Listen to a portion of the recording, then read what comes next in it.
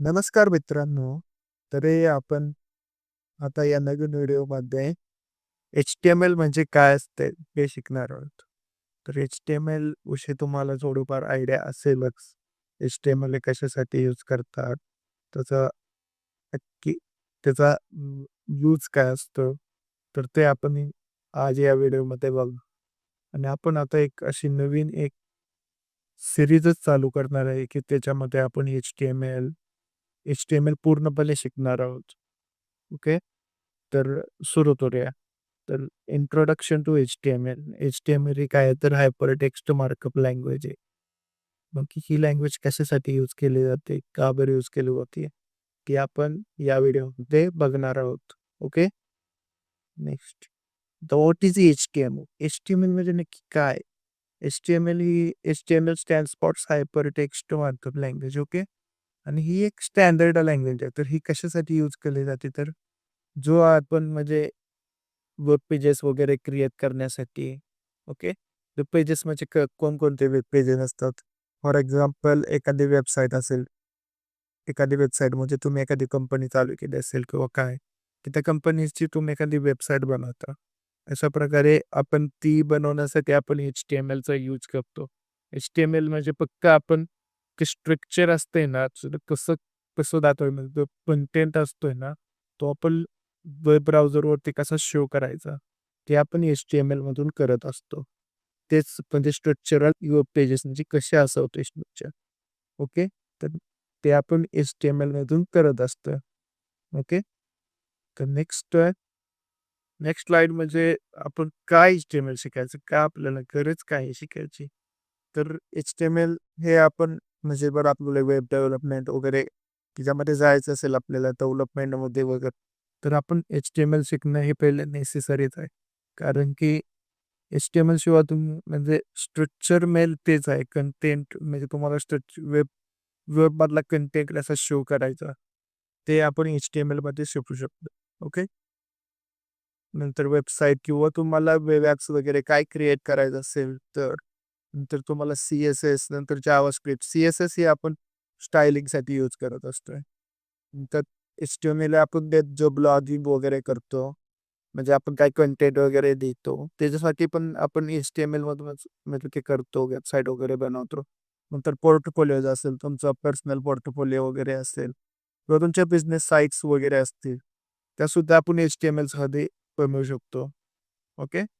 नंतर तर आपल्याला आता एच-टी-एम-एल शिकायचे बरोबर. तर आपल्याला म्हणजे आता कोणता टूल यूज करायचा, काय? बरोबर का? तर कुठं प्रॅक्टिस करणार तुम्ही? तर त्यासाठी आहे ना, आपल्याला एक म्हणजे प्री कोड एडिटर आहे. Visual studio code. तर ते आपण म्हणजे Chromeवरून डाउनलोड करून इन्स्टॉल करायचं. त्याच्यामध्ये आपण कोड करू शकतोय एच-टी-एम-एलचा. आणि नंतर जर तसं नसेल करायचं तर तुम्ही जर नोटपॅडमध्ये किंवा नोटपॅडमध्ये एच-टी-एम-एल एक्सटेन्शननं फाईल बनवली आणि ती डायरेक्ट रन केली Chromeवरती, तर तुम्ही तिथून पण करू शकताय. विदाऊट व्ही-एस कोड सुद्धा. ओके. तर आपण आता पुढे बघूया की व्ही-एस कोड हा म्हणजे इन्स्टॉल कसा करायचा, डाउनलोड कसा करायचा, इन्स्टॉल कसं करायचं, ते सुद्धा मी तुम्हाला या व्हिडिओमध्ये सांगणार आहे. ओके. तर आपण ते सुद्धा तर त्यासाठी पहिल्यांदा आपल्याला आहे ना Chromeवरती जायचे. Chromeवरती गेल्यानंतर आपल्याला इथं टाकायचे व्हिज्युअल ओ डाउनलोड. ओके. व्हिज्युअल स्टुडिओ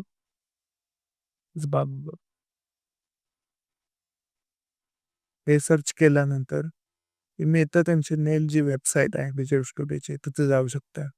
हे काही त्यावरती क्लिक करायचं आहे. तुम्हाला ते आता कोणत्यासाठी करायचे, विंडोजसाठी करायचे, मॅकसाठी करायचे, एकाचसाठी. जर तुम्हाला विंडोजसाठी करायचं असेल तर तिथे क्लिक करायची. ओके. आता माझ्यापाशी विंडो आहे आणि विंडोजसाठी करतो. ओके. तर आता हे डाउनलोड आता सुरू झालं इथं. ओके. हे बघा सुरू होतं इथं. Yes code linked setup. Okay.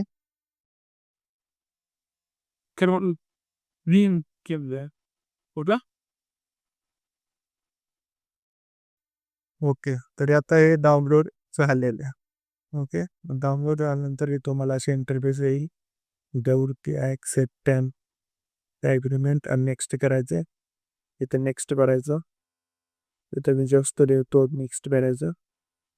Create desktop हे तुम्हाला जर म्हणजे तुम्हाला जर डेस्कटॉपवरती शो करायचं असेल तर तिचं तुम्ही इथे क्रिएट डेस्कटॉप आयकॉन करू शकता. ओके, नेक्स्ट करायचं आणि नंतर इन्स्टॉल करायचं.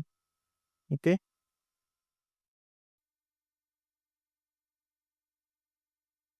आता इन्स्टॉल होत आहे.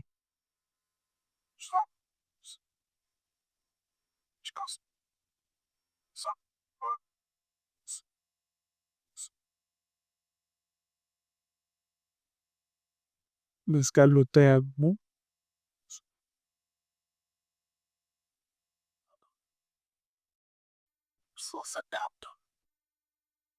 ओके, आता इन्स्टॉल झाला. आता फिनिश वरती क्लिक करा. मी स्वतः क्लिक केलं तर इथं विजुअल स्टुडिओ स्पार्कस. ओके, तुम्ही इथं फाईल वगैरे करू शकता. ओके, आता इथे HTML ची फाईल बघा. ओके, तुम्ही इथं फाईल वगैरे वगैरे करू शकता. तर हे आपण हे पहिल्या व्हिडिओमध्ये बघितलं. आता दुसऱ्या व्हिडिओमध्ये आपण त्याच्यामध्ये कसा कोड करायचा, कशी स्टार्टिंग स्ट्रक्चर काय असतं योग्यच ते आपण पुढच्या व्हिडिओमध्ये शिकणार आहोत. तर या व्हिडिओमध्ये एवढंच. धन्यवाद.